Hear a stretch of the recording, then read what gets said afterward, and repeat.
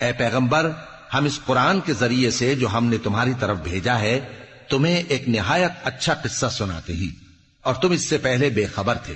جب یوسف نے اپنے والد سے کہا کہ ابا، میں نے خواب میں 11 ستاروں اور سورج اور چاند کو دیکھا ہے، دیکھتا کیا ہوں کہ وہ مجھے سجدہ کر رہی ہیں۔ انہوں نے کہا کہ بیٹا، اپنے خواب کا ذکر اپنے بھائیوں سے نہ کرنا، نہیں تو وہ تمہارے حق میں کوئی چال چلیں گے۔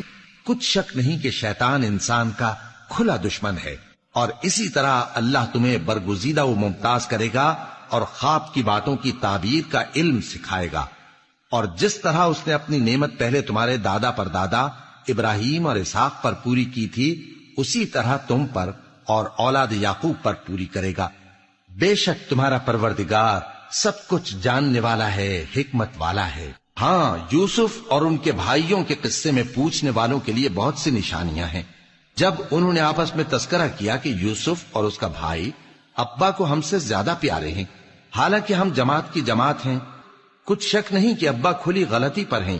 یوسف کو یا تو جان سے مار ڈالو یا کسی ملک میں پھینک آؤ، پھر ابا کی توجہ صرف تمہاری طرف ہو جائے گی، اور اس کے بعد تم نیک لوگوں میں ہو جاؤ گے۔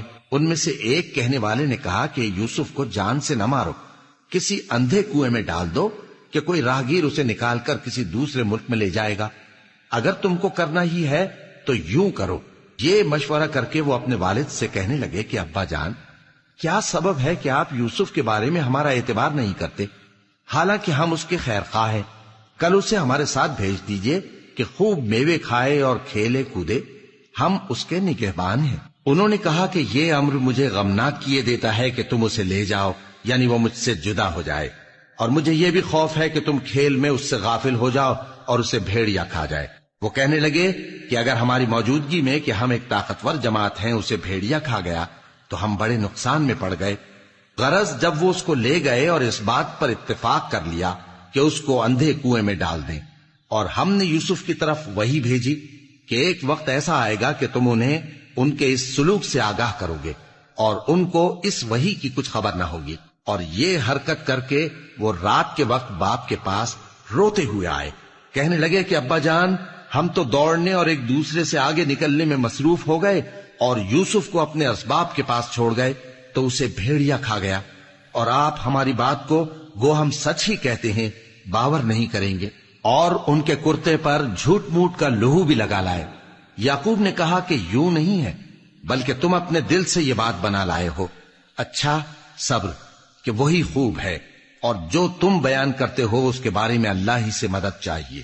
اور اب اللہ کی شان دیکھو کہ اس کنویں کے قریب ایک قافلہ آوارد ہوا اور انہوں نے پانی کے لیے اپنا سقا بھیجا، تو اس نے کنویں میں ڈول لٹکایا، یوسف اس سے لٹک گئے۔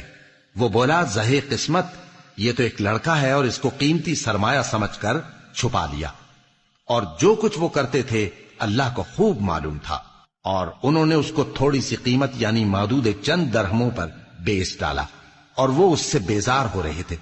اور مصر میں جس شخص نے اس کو خریدا، اس نے اپنی بیوی سے جس کا نام زلیخا تھا کہا کہ اس کو عزت و اکرام سے رکھو، عجب نہیں کہ یہ ہمیں فائدہ دے یا ہم اسے بیٹا بنا لے۔ اس طرح ہم نے یوسف کو سرزمین مصر میں جگہ دی، اور غرض یہ تھی کہ ہم ان کو خواب کی باتوں کی تعبیر سکھائیں، اور اللہ اپنے کام پر غالب ہے لیکن اکثر لوگ نہیں جانتے۔ اور جب وہ اپنی جوانی کو پہنچے تو ہم نے ان کو دانائی اور علم عطا کیا، اور نیکوکاروں کو ہم اسی طرح بدلہ دیا کرتے ہیں۔ اور جس عورت کے گھر میں وہ رہتے تھے اس نے ان کو اپنی طرف مائل کرنا چاہا، اور دروازے بند کر کے کہنے لگی، یوسف جلدی آؤ۔ انہوں نے کہا کہ اللہ پناہ میں رکھے، وہ یعنی تمہارے میاں تو میرے آقا ہیں، انہوں نے مجھے اچھی طرح سے رکھا ہے، میں ایسا ظلم نہیں کر سکتا، بے شک ظالم لوگ فلاح نہیں پائیں گے۔ اور اس عورت نے ان کا قصد کیا اور انہوں نے اس کا قصد کیا۔ اگر وہ اپنے پروردگار کی نشانی نہ دیکھتے تو جو ہوتا سو ہوتا۔ یوں اس لیے کیا گیا کہ ہم ان سے برائی اور بے حیائی کو روک دیں، بے شک وہ ہمارے چنے ہوئے بندوں میں سے تھے۔